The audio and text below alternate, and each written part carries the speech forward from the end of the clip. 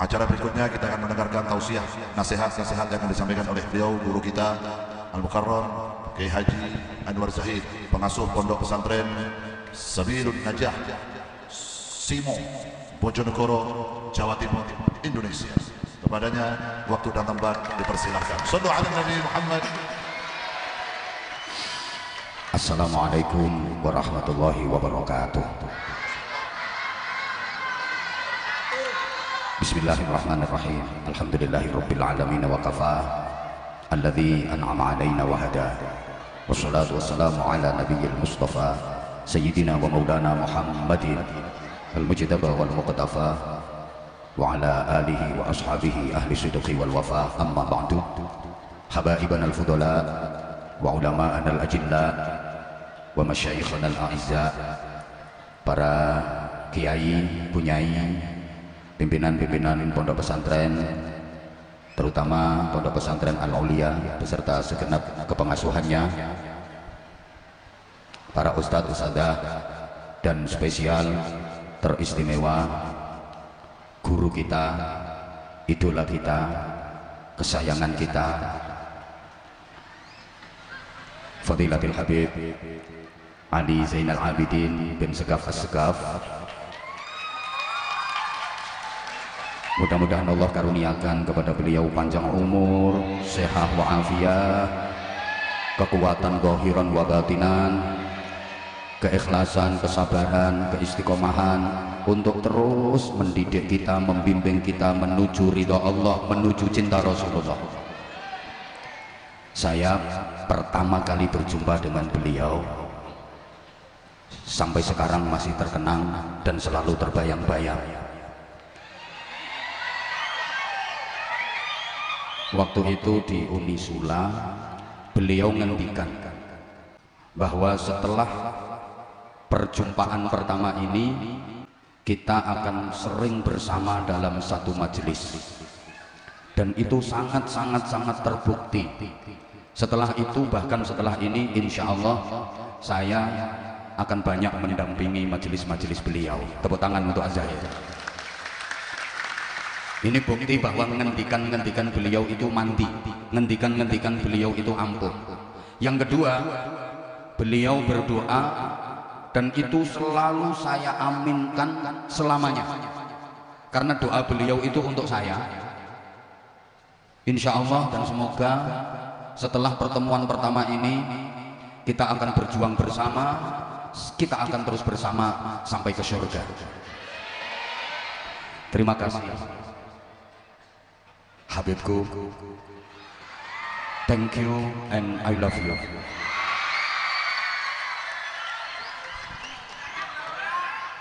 Senyummu, candamu, nasihat-nasihatmu menggetarkan kalbu. Bermajelis bersamamu sungguh terasa syahdu. Lantunan nada-nada sholawatmu bikin candu. Maka kehadiranmu di mana-mana selalu ditunggu.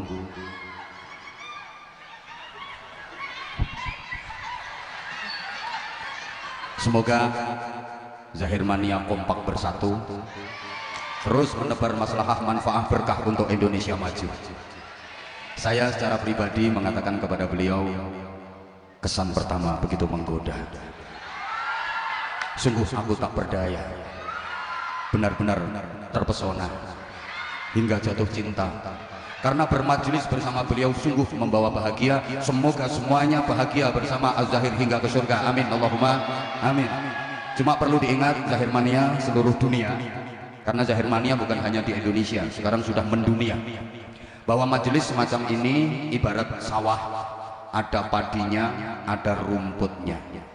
Kalau kita pengen mendapatkan hasil panen padi yang melimpah, jangan hanya membesarkan dan merawat padinya saja, tapi kita harus juga membersihkan rumputnya. Betul? Aja mung gedhekke parine wae, ning kudu gelem ngresiki sukete. Bahkan kita harus siap membasmi wereng, hama, tikus yang merusak. Loh, masa majelis semacam ini ada werengnya, ada hamanya? Ada. Itu di pojokan yang joget-joget tok itu wereng itu. Lha apa maneh kae ora melu selawatan gek lambene malah bengak-bengok ning ora nderekke selawat. Meng ngubet-ubetke gendera kae. Padahal kae fotone Habibana, Mursyidana, Maulana Habib Lutfi. Fotone Habib Syekh, gek fotone beliau. Kowe ora mikir nek wonge mumet. Ngubeng-ubengke kaya. Tolong yang bawa bendera ada fotonya habaib, fotonya ulama, dihormat, dimuliakan, jangan sembarangan. Gek rampung kok mbok tekok-tekok, mbok untel-untel, kowe mulai mbok dekek ndukure jokmu, mbok lungguhi bokongmu, mbok pentuti. Kualat dunia akhirat. Suket-suketnya juga harus dibersihkan. Apa suketnya? Ya ora melu maca sholawat tangane mengkin. Edan. Oke, ndak apa-apa, kamu menikmati suasana majelis yang sangat indah, tapi bibirmu juga ikut melantunkan sholawat. Lantunan sholawat di bibirmu itu yang membawa berkah, bukan tanganmu yang endel ini. Halo? Halo? Paham gak? Allahumma sholli ala Muhammad. Mas Bambang, Mbak Rara, seluruh pejabat yang hadir, tanpa mengurangi rasa hormat, tidak bisa saya sebutkan nama dan gelar.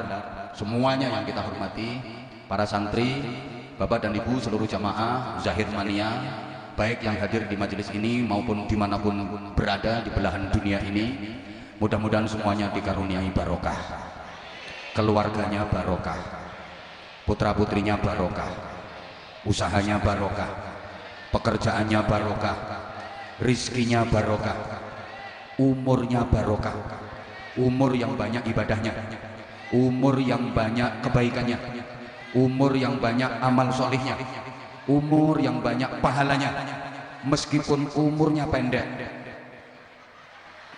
Kok enggak amin? Umur barokah itu enggak harus panjang, tapi umur barokah itu umur yang mentes, banyak amal solihnya, banyak ibadahnya, banyak pahalanya, meskipun pendek. Itu umur barokah. Umurnya panjang, tapi kalau ibadahnya sedikit, amal solihnya sedikit, kebaikannya sedikit, pahalanya sedikit, itu umur tidak barokah. Para jamaah, saya sering menggambarkan umur itu kayak dompet. Dompet yang baik bukan dompet yang panjang, tapi dompet yang baik itu dompet yang banyak duitnya. Betul? Kadang dompet itu pendek, endek, tapi isinya duit mentek-mentek, atos, ceblok iso kelotak. Ono dompet itu dawa sampai melur, tapi mek oleh ndelondenge tok, ora ono duwike, isine duit 100 repes bar nggo kerokan. Ya mending endek tapi mentek-mentek isine duit timbangane dawa melur. Milih ndi sampeyan, Mbak? Endek mentek-mentek karo dawa melur? Dawa mentek-mentek ya tagak listrik. Maka mohon maaf, saya tanya dulu, tolong dijawab. Misalnya dikasih pilihan, bisa memilih, panjenengan semua pilih umur pendek apa umur panjang? Kok nggak jawab sih? Misalnya boleh memilih, jenengan pilih dikasih umur pendek apa umur panjang? Panjang, ya wes. Umpama keturutan umur dawa ngono, rencanamu piro? 100 tahun? Kurang, 150? Kurang, 200. Gak susuk belas. Ya wes, umpama sampean keturutan umur nganti 200 tahun. Terus arep ngopo ae sampean? Ngomong sing cetha. Sapa ngomong wayo? Apa yo kuat wong 90 tahun wis ngelokro. Manusia ini kadang aneh. Rata-rata pengen umurnya panjang, nek perlu gak mati-mati. Padahal coba kita pikir secara logika. Orang yang umurnya panjang itu enaknya apa sih? Kalau aku bilang apa sih, sampai jawab apa dong, gitu. Orang yang umurnya panjang itu enaknya apa sih? Ya ngono. Mangan ya wis ora enak, makanya diarani wong gerang, segere kari arang-arang. Turu ya wis ora iso angler.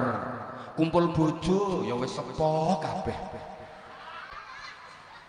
Coba enaknya di mana? Rata-rata kok pengen umure dawa. Padahal orang yang umurnya panjang banget itu yang bisa dilakukan, yang bisa diperbuat apa sih? Maka apa bedanya umur pendek dengan umur panjang?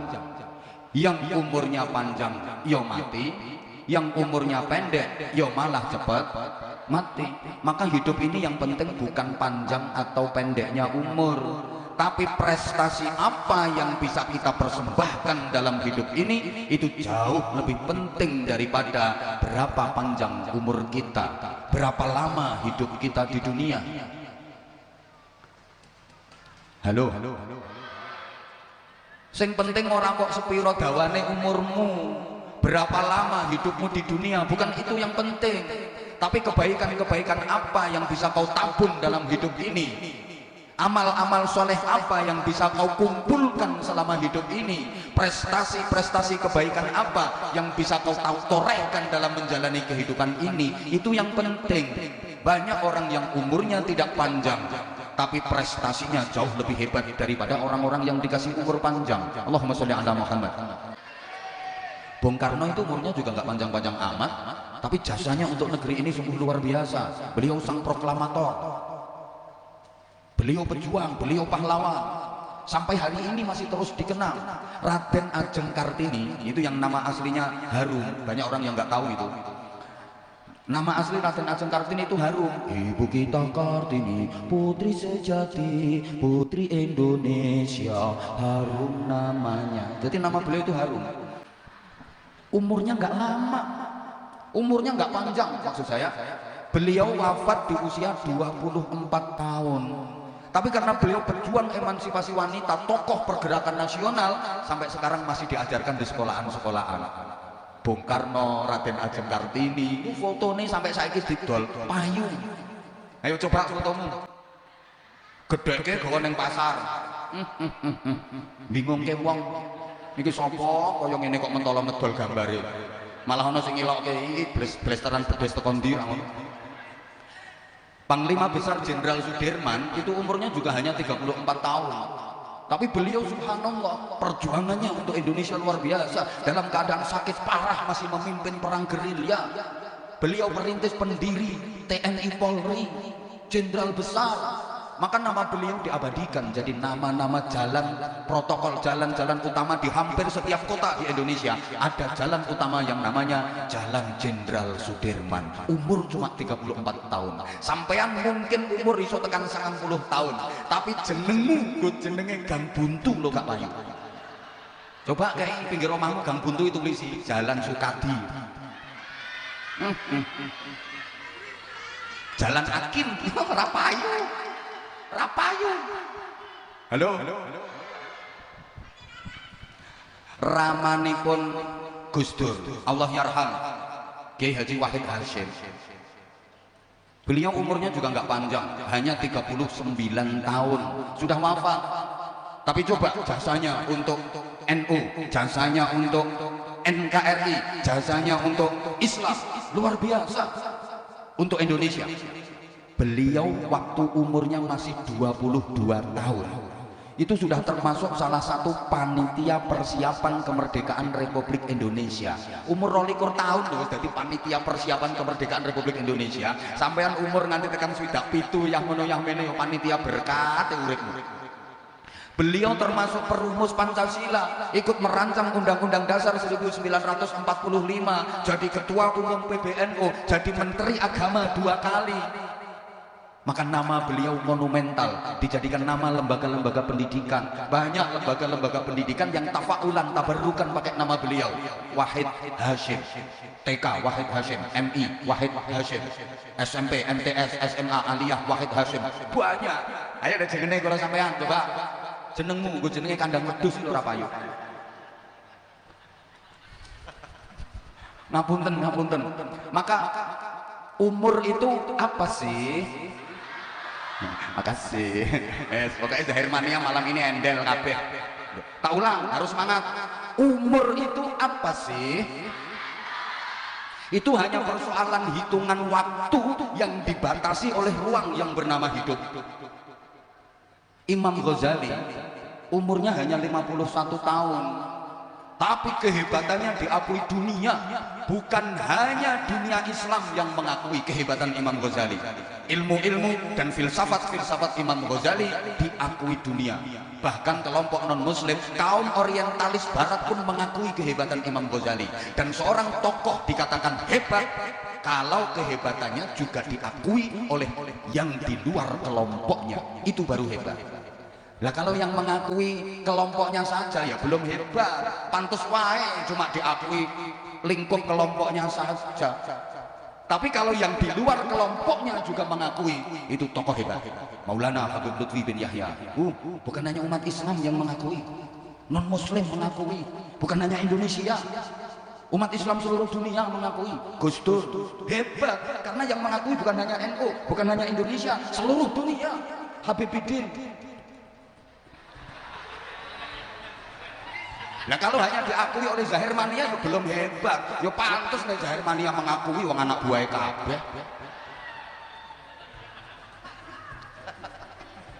Tapi kalau di luar Zahir Mania mengakui, itu baru hebat. Maka Abah Anza malam ini lebih hebat karena diterima Zahir Mania. Ngapunten iki menghibur diri, karena di mana-mana saya selalu digojloki terus. Kandhanono kae Anwar Zahid kae jamaah akeh jamaahku. Ya sing ora ngerti ya sapa. Tapi kan Zahir Mania itu jumlahnya misalnya 50.000 kan dibagi wong 20. Ngono. Allahumma sholli ala Muhammad. Wes pokoke muga-muga umure barokah. Lah padha karo tadi, usia kita, umur kita, hidup kita ono apike, ono eleke. Apik itu baunya harum, wangi. Elek itu baunya busuk, basin. Makanya majelis ngene iki wangi. Mergo basin-basine diilangi. Pakai apa? Sholawat. Bapak Ibu, andaikan panjenengan tahu dahsyatnya sholawat, demi Allah panjenengan moh mandek sholawatan, moh leren-leren oleh sholawatan. Dongamu sehebat apapun nggak akan diterima Allah kalau nggak ada sholawatnya. Sholatmu khusyuk,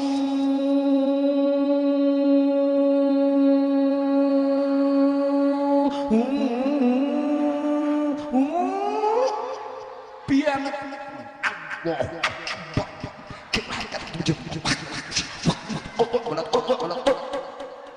sholatmu khusyuk lama. Tapi kalau nggak ada sholawatnya, nggak diterima itu sholatmu. Mending sholat nggak patek khusyuk tapi ono sholawatnya. Ya ini kita terus terus jauh sih ngono aku sholat sakarepus Allah Akbar betul jadi guling-guling itu gobek-gobek. Ya ojo ngono. Ini kan saya menyampaikan keutamaannya sholawat gitu loh. Sholat khusyuk kayak apa kalau nggak ada sholawatnya? Nggak diterima. Mending sholat ora patek khusyuk tapi ono sholawatnya. Diterima karo Gusti Allah. Ya sing paling apik ya khusyuk ono sholawatnya. Allahumma sholli ala Muhammad. Sholawat itu ketika dibaca memancarkan keharuman, kewangian mulai bumi tembus langit. Ini kapan-kapan tak ceritani lek ketemu nek. Lho iki ngilangi basin-basinmu. Mulane sampean nderek majelis ngeten iki sebuah keberuntungan yang luar biasa. Jenengan katut wangi, mulane jenengan kan ngatah-ngatahaken sholawat, engko keharuman Rasulullah merasuk ke dalam jiwamu. Engko basin-basinmu kalah karo wangine Kanjeng Nabi. Allahumma sholli ala Muhammad. Sing nomor loro. Muga-muga kula sampeyan iki nek wis oleh wewangiane Kanjeng Nabi, wewangiane sholawat, wewangiane majelis semacam ini benar-benar dadi wong apik. Soale makhluke Gusti Allah iku macam-macam. Ana makhluk sing apik tok, namanya malaikat. Ana makhluk sing elek tok, namanya setan. Nah, di tengah-tengah antara malaikat dengan setan itu ada kita manusia. Saya ulang, kayaknya belum konsentrasi. Ono makhluk sing apik tok namanya malaikat, ono makhluk sing welek tok namanya setan. Nah, tengah-tengah antara malaikat dengan setan itu ada kita manusia. Jadi kula sampeyan iki ya rodok malaikat, ya rodok mbuh endi sing akeh. Kalau lebih banyak unsur malaikatnya, kita jadi orang baik. Kalau lebih banyak unsur setannya, kita jadi orang jelek. Nah, kira-kira kita ini lebih banyak malaikatnya apa lebih banyak setannya? Wes ngene ae, karena kita ini tengah-tengah antara malaikat dengan setan, para jamaah, maka menungso iki nek wis kadung apik ngungkuli malaikat. Contohnya para nabi, lebih-lebih Rasulullah Muhammad sallallahu alaihi wasallam. Menungso iki nek wis kadung pintere ngluwi malaikat. Contoh Nabi Adam alaihi salam pernah diadu cerdas cermat ambek Gusti Allah. Manusia yang diwakili Nabi Adam seorang diri melawan ribuan malaikat. Pemenangnya adalah Nabi Adam. Jadi manusia iki lewes kadung pintere iso ngungkuli malaikat. Menungso iki lewes kadung ketaatane iso ngungkuli malaikat. Tapi sebaliknya menungso iki nek wis kadung elek ngluwi sing banter. Menungso iki lewes kadung rusake ngungkuli. Menungso iki nek wis kadung bejate ngungkuli. Dijawab yang semangat, penjenengan sampun nate sumerep rupane malaikat. Sing banter, penjenengan sampun nate ngertos rupane malaikat. Penjenengan sampun nate ngertos rupane setan. Penjenengan sampun nate dados setan. Manusia ini kalau sudah kadung jadi setan, bisa lebih setan daripada setan yang asli. Setan asli ki ora ono ndemeni bojone tanggane. Nek sing ndemeni bojone tanggane ku setan sarungan. Sapa ngomong sarunge cap mangga tak antemi pisan. Lho apa afi ya? Udah atau pada udah? Damai bro, damai. Halo.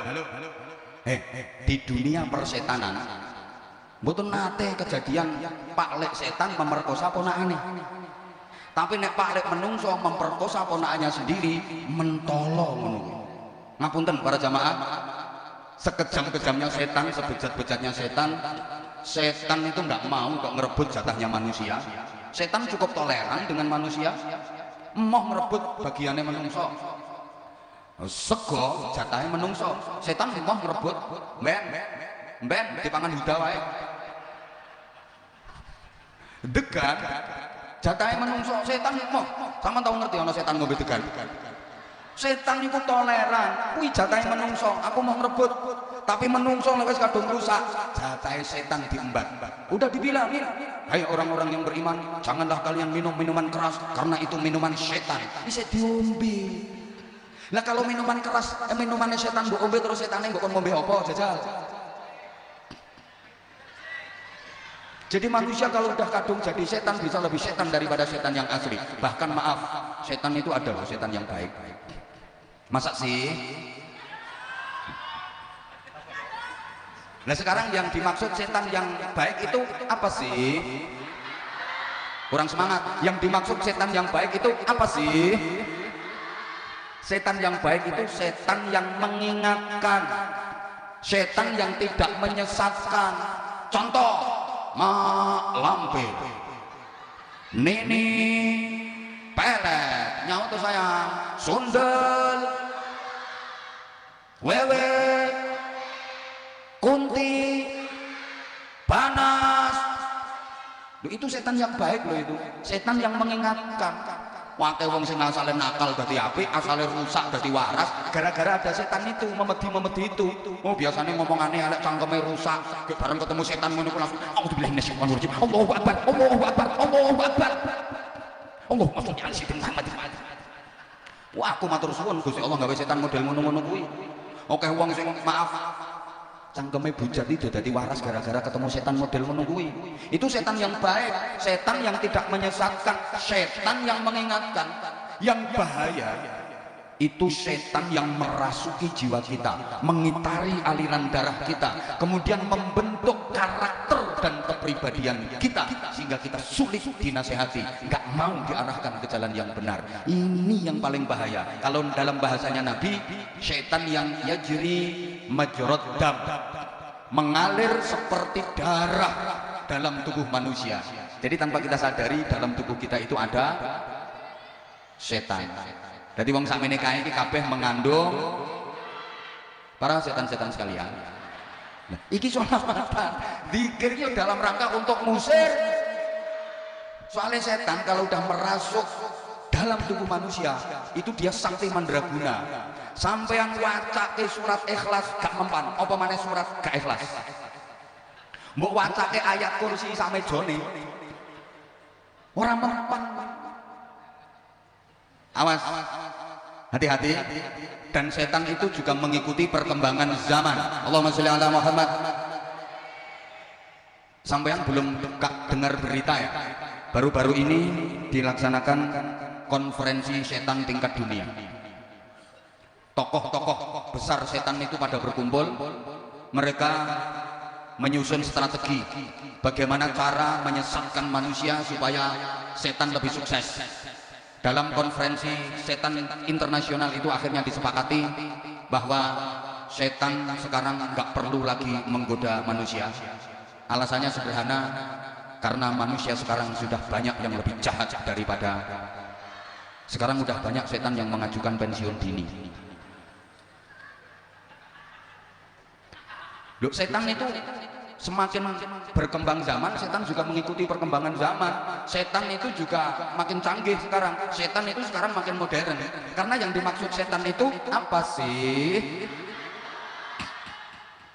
Setan adalah apapun yang membuat kita lalai dari mengingat Allah.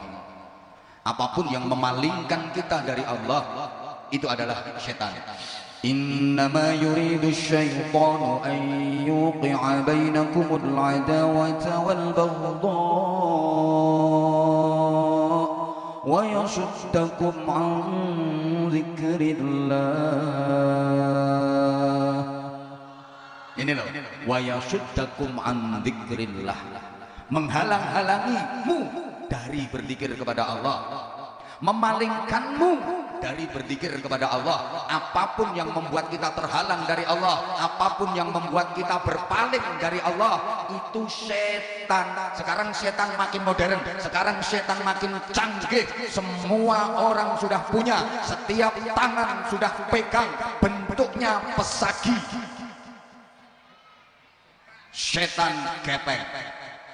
Bukankah karena setan itu masjid-masjid sepi sholat jamaahnya? Betul?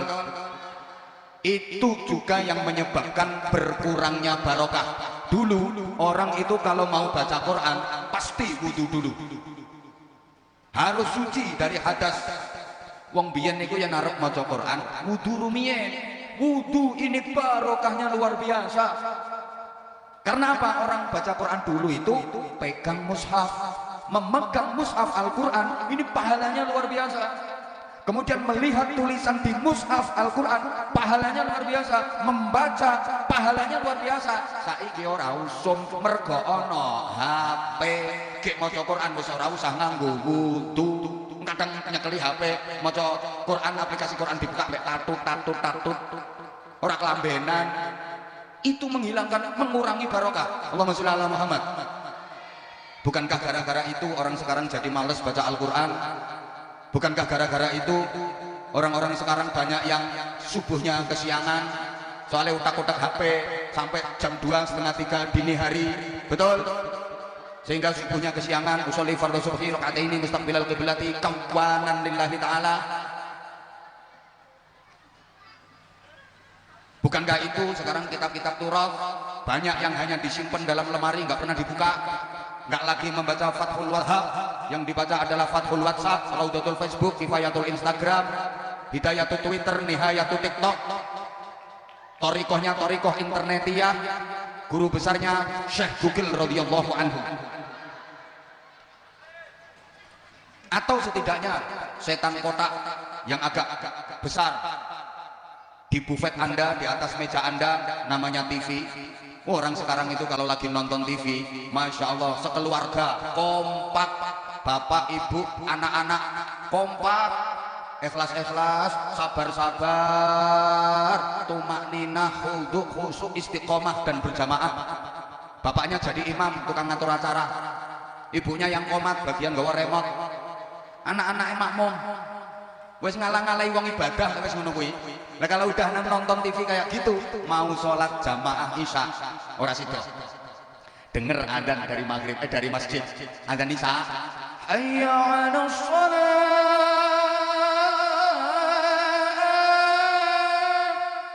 Mohon maaf suara saya agak enak. Ngapunten iki suara nomor 3 iki.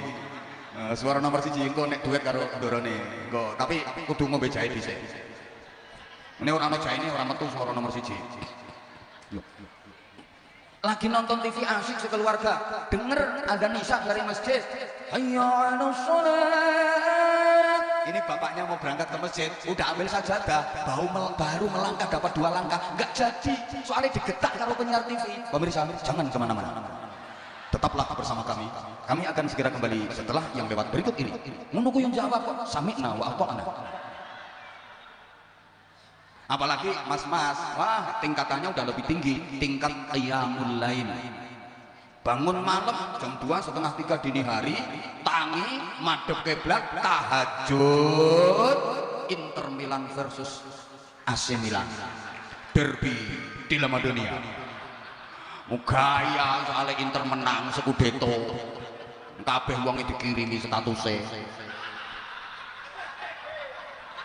Coba kalah. Sangkingane keleren sidok tak kokon ngalah. Allahumma sholli ala Muhammad. Loh, kalau ibu-ibu itu pinter ngatur manajemen waktu, ya iso ibadah tapi tetap masih bisa mengikuti perkembangan dunia sinetron. Pinter, jadi sebelum sinetron mulai wudu dulu, selesai wudu pas sinetron kawit, nonton sinetron. Asyik. Begitu sponsor agak panjang, tinggal sholat dipercepat. Entul jadi itu digulik gobek-gobek kewek. Selesai sholat pas sponsornya rampung, nonton sinetron meneh. Sponsor kedua wiridan cepet-cepetan. Selesai wiridan sponsornya rampung, nonton sinetron meneh. Jadi sinetron bersambung, ibadahnya rampung. Wong saiki iki jan pinter-pintere luar biasa. Makanya ngapunten Bapak Ibu jamaah sekalian, karena setan itu juga kita nggak boleh lama-lama bersemayam dalam tubuh kita. Terlebih manusia ini juga punya karakter yang cenderung destruktif. Understand? Do you winning what is known of destructive? Halo, aku sengaja pakai bahasa Inggris sampean ben mikir. Manusia itu punya karakter yang cenderung destruktif. Panjenengan lek mboten ngertos destruktif niku tepungnya beras ketan dijladreni kalih banyu, diembel-embel bunder, jero diiseni kacang hijau, dikei wijen terus digoreng. Nek panganan kok ngerti. Manusia ini punya watak, punya karakter perusak. Mulai cilik ini menungso iki seneng rusak. Ibu, bapak, jenengan kalau punya anak kecil coba jenengan paringi dolanan mobil-mobilan kok ora ono sing utuh pretel kabeh. Lho, pancene sing ngrusak apa-apa iki menungso, bukan makhluk yang lain.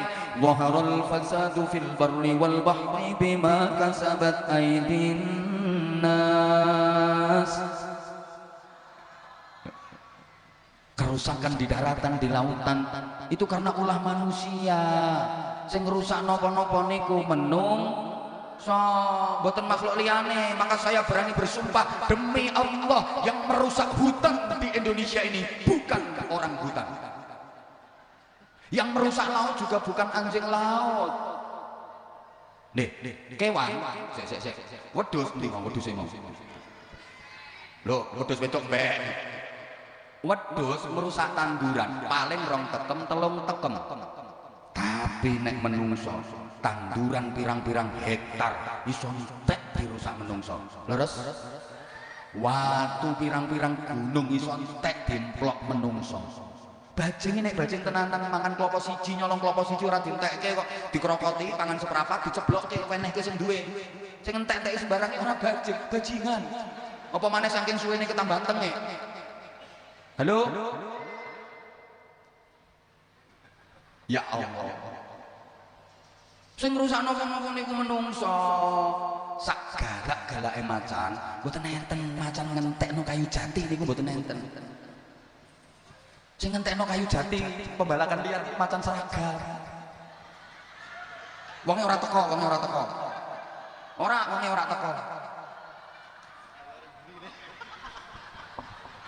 Bukan hanya merusak lingkungan, manusia itu tubuhnya sendiri loh dirusak. Delok to lae bocah-bocah kae, tapi dudu Zahir mania. Lek Zahir mania wis aman terkendali. Kayak bocah-bocah nakal kayak dulu awake dhewe dirusak. Kuping apik-apik ya ditindik, dibolongi, atau dicenteli peleke sepeda motor. Kadang diseloboki cagak listrik ngono. Kulite awak apik-apik mulus digambari ra karo-karuan, tato apa wae sing ora digambarno kono.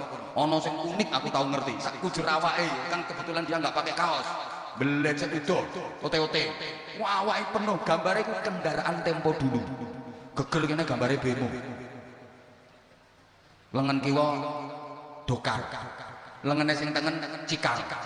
Kene gini, apa ki jenenge? Bendi. Wetenge digambari sepur kluthuk, medhep mengisor. Ndase ya nang ngisor kuwi.